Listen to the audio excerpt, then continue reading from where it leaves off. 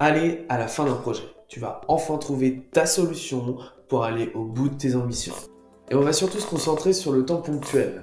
Le temps ponctuel qui, tu le verras à la fin de cette vidéo, a un lien intrinsèque avec ce fameux syndrome de l'objet brillant. Peut-être te surprendre avec ce que je veux dire dans cette vidéo. Je serais vraiment curieux de savoir à quoi tu t'attends en cliquant sur cette vidéo. D'ailleurs, n'hésite pas à le mettre en commentaire.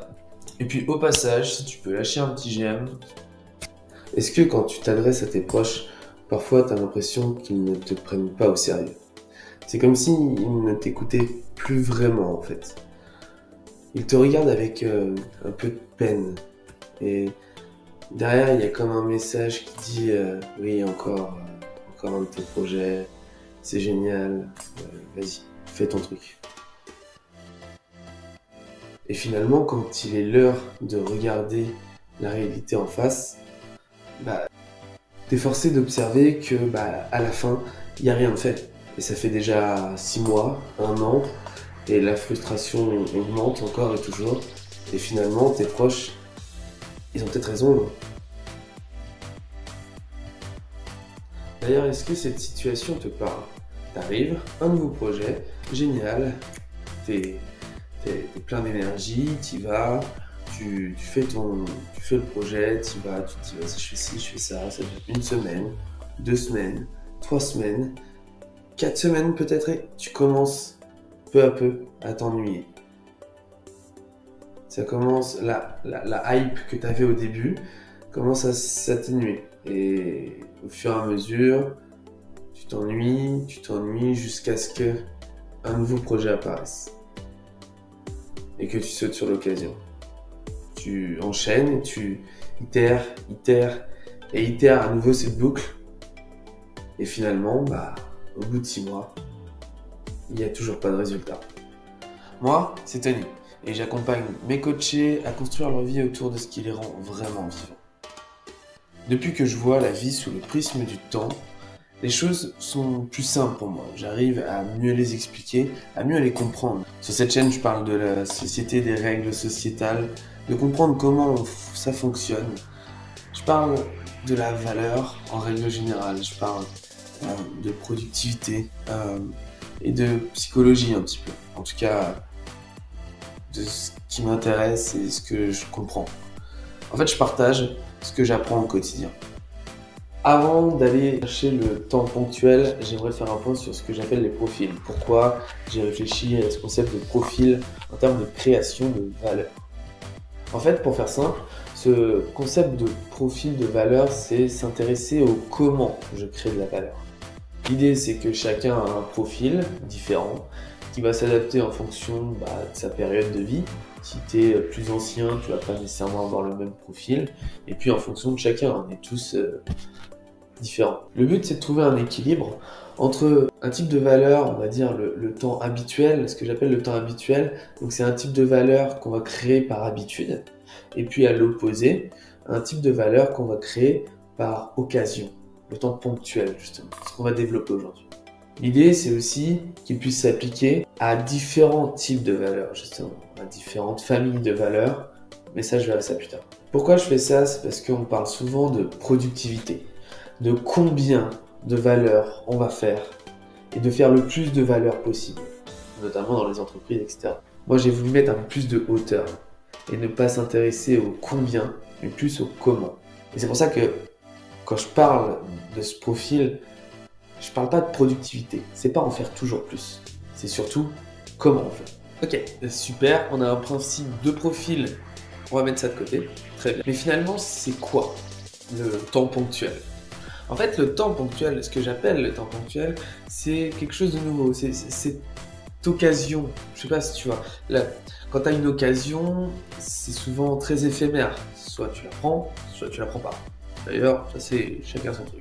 Eh bien, c'est précisément ce laps de temps, cette occasion qu'on vient saisir ou non. C'est une portion de temps très éphémère. Et je l'avais déjà précisé dans une de mes vidéos, mais plus le temps est éphémère et plus on va ressentir une sensation d'intensité. En ce qui concerne nos sensations, nos émotions. Qu'elles soient positives ou négatives d'ailleurs. En fait, on va avoir ce sentiment d'être là.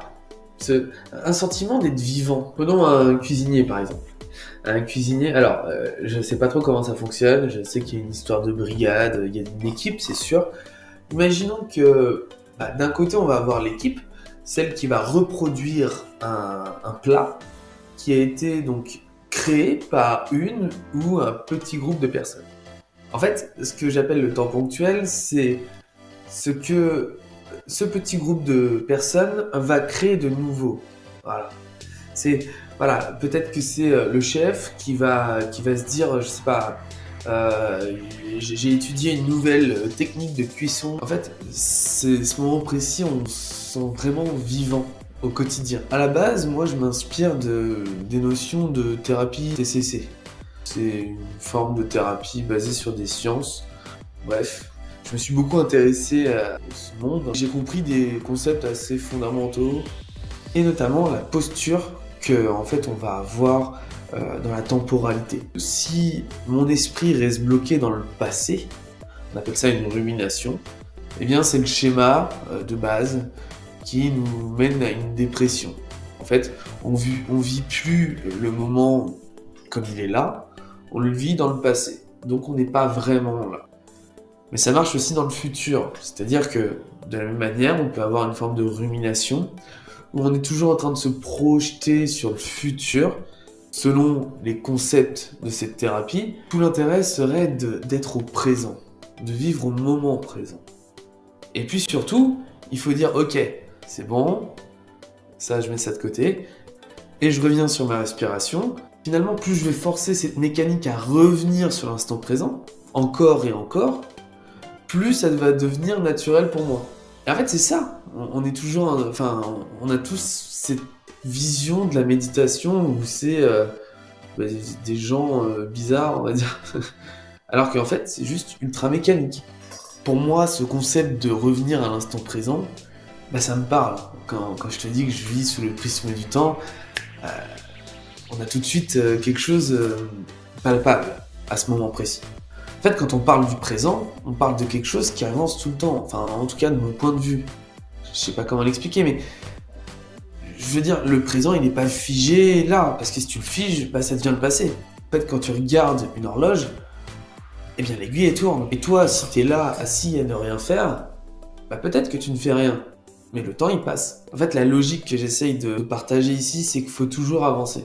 Le temps avance, donc tu te dois d'avancer. C'est un peu ma manière d'expliquer, et c'est vrai que je trouve ça à peine clair. Donc concrètement, j'étais sur ChatGPT, et je lui ai dit, bon voilà, comment je vois les choses, ceci, cela. Donne-moi des courants de pensée qui rejoignent l'état d'esprit. Okay. Donc là, il m'a mentionné plusieurs penseurs. Il m'a mentionné 2 personnages en ce qui concerne le sens de la vie. Alors Sartre, d'un côté, j'en ai entendu parler, mais j'avoue, je connais pas vraiment. Et puis de l'autre côté, il m'a parlé de Viktor Frankl. Et là, pour le coup, je me suis intéressé. C'est une personne qui a une histoire assez intéressante. Plutôt dramatique d'ailleurs. Et il est à l'origine de la logothérapie, où en fait le sens de la vie, c'est au centre de tout ça. La quête de sens. Il a mentionné aussi Maslow, avec sa pyramide de Maslow, la pyramide des besoins, où au sommet de cette pyramide, on a l'accomplissement de soi, donc devenir meilleur. Et quand il me parlait de psychologie, j'ai tout de suite pensé à la psychologie évolutionniste, où en fait le concept même est de dire que si tu n'évolues pas, tu meurs. Alors au passage, je lui ai demandé de me contredire, et il n'a pas vraiment pu me contredire, mais il a amené certains concepts pour porter plus de nuances. Par exemple, il a cité les stoïciens, qui vont beaucoup apprendre de leur passé. Ils restent dans le présent, effectivement, mais le passé a une utilité. C'est vrai qu'on peut nuancer le propos en disant que même si le présent est très important, eh bien s'intéresser au passé et au futur apporte aussi sa valeur ajoutée. Alors, génial. On sait dire, ok, ce temps, il est là, il est partout, c'est ça qui nous rend vivants. Guillemets. Ok, on peut se dire, c'est très bien, cette temporalité ponctuelle, c'est génial, on va faire que ça. Parce que finalement, des occasions, il y en a partout. Quand tu essayes vraiment de voir les occasions, quand elles s'offrent à toi, tu essayes de les voir et de les attraper, eh bien c'est une manière géniale pour ne pas avoir de regrets et essayer des choses. Donc oui, il faut rester ouvert aux occasions, effectivement, au temps ponctuel. Si tu saisis jamais vraiment cette chance, il n'y aura jamais vraiment de nouveauté dans ta vie. Je pense même que cet ennui, à terme, te pousse plus à avoir des ruminations. Alors, je vais peut-être dire une bêtise, mais j'avais vu un truc dans un bouquin comme quoi les chômeurs ont plus tendance à entrer en dépression, dans un état dépressif. Alors peut-être pas dépressif, mais en tout cas anxieux. Justement, imaginons que tu sautes sur toutes les occasions que tu vois. Bah, tu vas essayer de tout prendre. Mais tu vas jamais vraiment prendre le temps de finir ce que tu commences. L'idée, c'est de commencer un projet, oui. Si c'est juste pour le tester, je teste, très bien. Te lancer dans un projet, quelque chose de nouveau, et que tu veux te lancer sur le long terme. Et là, tu vas prendre la décision de te lancer dans une thématique, admettons. Il va falloir que tu mettes des habitudes en place. Dans ton quotidien, tu vas devoir, je sais pas, t'instruire sur le sujet. Et puis tu vas devoir mettre en place des moments où tu vas travailler, non pas pour l'idée du projet, et non pas t'attacher à l'idée du projet, mais vraiment au projet, jusqu'à sa finalité. Ok, si t'as été jusqu'ici dans la vidéo, déjà je te remercie, sincèrement. Et j'aimerais savoir qu'est-ce qui t'a plu ou moins plu. Si tu peux me le mettre dans les commentaires, c'est super intéressant. Et puis si ce genre de sujet t'intéresse, n'hésite pas à t'abonner et mettre un like. Et d'ailleurs, si ça t'intéresse pas, n'hésite pas à me mettre pourquoi. Pour conclure, si on pousse le profil à l'extrême vers le temps ponctuel, un temps donc éphémère, intense en émotion, qu'elle soit négative ou positive, qui vient nous donner la sensation d'être bien plus vivant. Alors tout le long de cette vidéo, je t'ai parlé donc d'un extrême que j'utilise pour déterminer les profils de création de valeur. Et quand je parle de valeur, à quoi tu penses toi? Parce que moi de mon côté, quand je parle de valeur, j'ai 4 familles en tête.